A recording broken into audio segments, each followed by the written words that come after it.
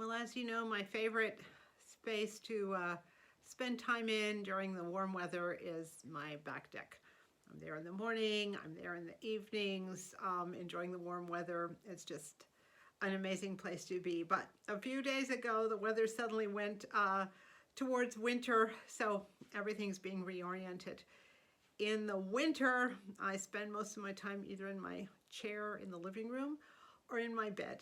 And my bed is like my little haven, my little sanctuary. And because my house is heated by space heaters and is not insulated and has old summer cabin issues, it can get pretty cold too. So I have worked out a strategy to make my bed and my bedroom both a physically warm place to be and a just a nice little sanctuary for me in the evenings. I just take a shower and crawl right in. So let's go check it out. So here's my bedroom. As you can see, whether or not things match has never been a concern of mine. Not now, not before, but it is a cozy place for me, and I'll tell you how I keep it warm and how I keep myself warm during the winter. Insulated curtains are an absolute must. The house, my bedroom is on the corner of the house. As you can see from the picture, two sides of the bedroom are completely exposed to the elements, and it does get pretty cold in here. So these insulated curtains are not only good for the winter, but also good for the summer, and they really help a lot. I have a mattress pad on top of my mattress, fairly thick one, and in the winter I put a wool blanket on top of the mattress pad, between the mattress pad and the sheet, a full wool blanket, and boy does that make a difference. I just did that a few days ago when I changed my sheets to flannel and all that, and I could feel the difference immediately. I think we often worry about the cold that's coming from above, but the cold can come from below too. So I do like my big thick wool blanket underneath me as well as on top. For me, flannel sheets are key to keeping me warm.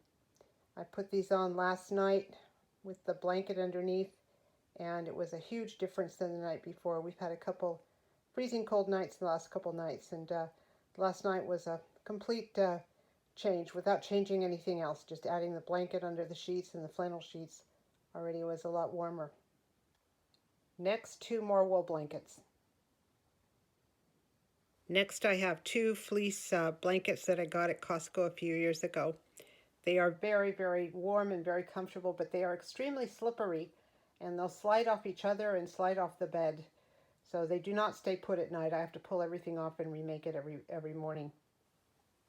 When it's really, really cold, I do not sleep under the sheets. I slide myself between these two blankets, and I'll change the order of things and put the two wool blankets on top.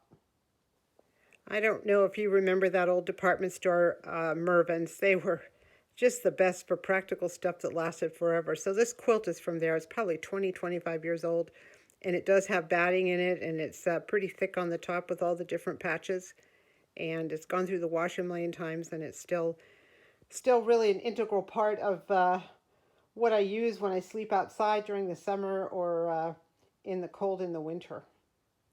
Then there's this monster. This is actually from Poland. It's about as thick as can be. It's down. And when it's really, really cold, this is the only thing that will warm me up. I'll throw it on top, and then I'm snug as a bug. I got some fabric a few months ago, some flannel, a whole bunch of it at the thrift store, so I'm going to be making a cover for this too. I have two of these. They are amazing.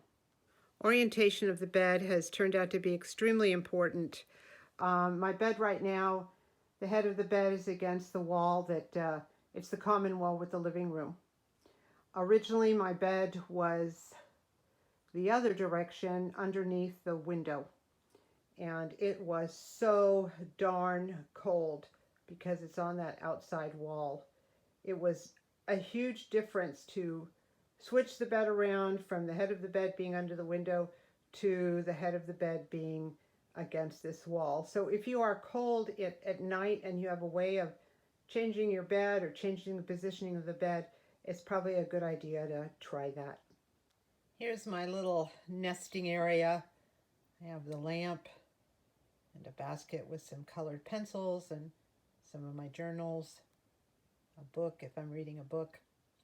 In one of the drawers I have a flashlight for emergencies. I love this little side table. I got it years ago at a thrift store. You can see it. It has like the drawers look like little books. There's one drawer. And there is the cabinet part. It's kind of dark, but it's so cute. The area that I have for a side table is pretty narrow because the bed fills up pretty much most of the wall. And sometimes I wish my side table was a little wider, but I do love it and have to be flexible with the space I have available. There is a power bar here on the floor, which I have everything plugged into. I can charge my phone, have the light on, charge my computer. It's all very close.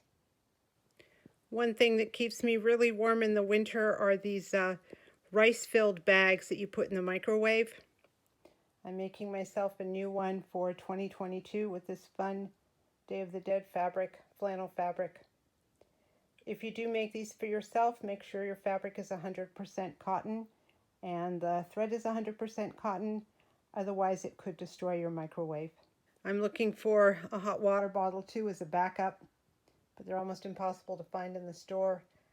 I was at Target a few days ago looking for one, and I asked this young man, the employees, where the hot water bottles were, and he ended up sending me to the area where the thermoses are located. I'd explained you put them in your bed and you fill them with hot water, but that's all he could think of.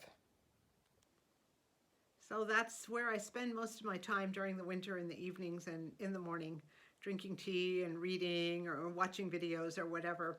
I do have a second bedroom. It's a much smaller one and it's off the kitchen. It used to be a little dining room, but one of the previous owners walled it off and put a door in. And I've decided for a variety of reasons that's going to be my warm little microclimate when the weather gets really, really cold and it's too cold to sleep in the big bedroom. And I'm getting that all set up and I will give you a tour of that. I'm excited to have two places to hang out in no matter what's going on outside. So anyway, hope you enjoyed this and maybe got a couple of tips about keeping warm. I'm looking forward to winter. I have lots of projects to work on and it's just a cozy time of year. I hope you're having a cozy time of year too. Thank you so much for watching.